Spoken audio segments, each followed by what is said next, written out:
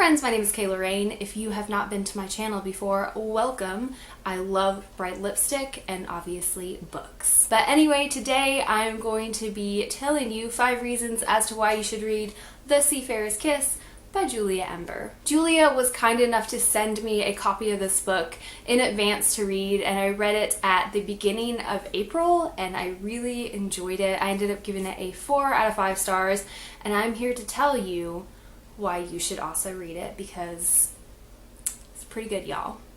Pretty good. So this is a YA retelling of The Little Mermaid with some amazing deviations that I think is going to bring new life to the story and just make it really interesting for Little Mermaid fans, people who aren't that big of fans, and people who are new to the Little Mermaid fandom sphere. But without further ado, I'm going to jump into the 5 reasons as to why you should read The Seafarer's Kiss. So reason number 5 is there is bisexual representation in this book, and it is super awesome, the representation, because you get to see the main character, who is bisexual and has known this and is comfortable with herself, have a relationship in the present, but the main character doesn't question her sexuality. She doesn't have to discover it along the way. And while I definitely think there are places for discovery stories and acceptance narratives within the YA universe, it's really nice to see a main character who just already kind of knows what's going on. She's fine with it, and the rest of the world is too. It's refreshing to read that. Reason number 4 as to why you should read The Seafarer's Kiss is it's a Little Mermaid retelling, which is awesome. So for me personally, I'm someone who enjoyed The Little Mermaid but hasn't been super into it, so I was a little hesitant going into this book because I wasn't sure if I would really like it, because I like The Little Mermaid. I'm not really sure if I want to reach for retelling, but wow. There is a really fantastic twist to this retelling that I think adds a lot of life to the story and brings so much to it that people who are new to the fandom, people who kind of want something refreshing, and people who are just outright obsessed with it, I think there is something here for everyone.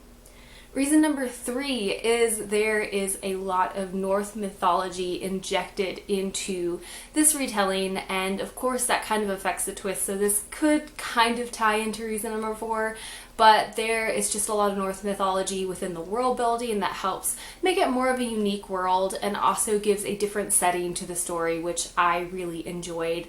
I also liked the incorporation of Norse gods, which is awesome, and if you're a fan of Loki, you're going to want to get your hands on this. Reason number 2 as to why you should pick up this book is there is fat representation. It is fat positive. The main character is fat and she is completely fine with it. She doesn't feel bad about herself. She's fat. She has love interests. She has a great family. She enjoys her life and she goes on adventures. And really that's all I can ask for when I have a fat main character, is that they are fat and they exist.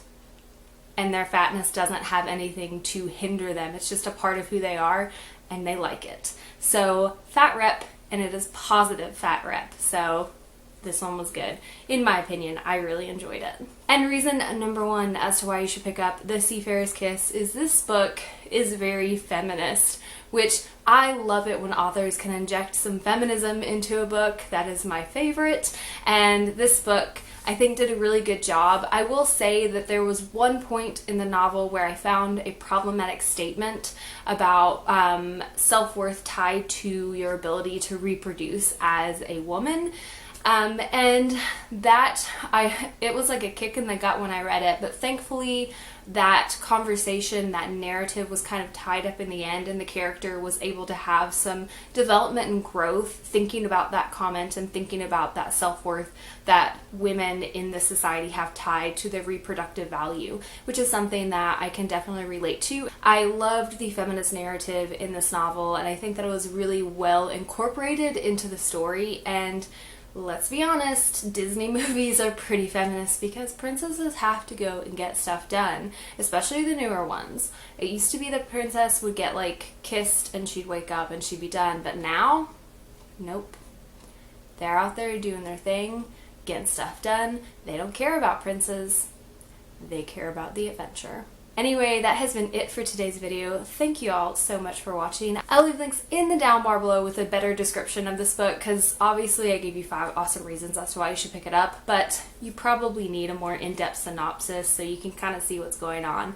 So I'll leave the links to the Goodreads page down below, and you should definitely check this out. I will also leave links in the down bar with my other social media sites such as Goodreads, Instagram, and Twitter, and I would be happy to see y'all on those sites as well. As always, thank you so much for watching. Stay weird.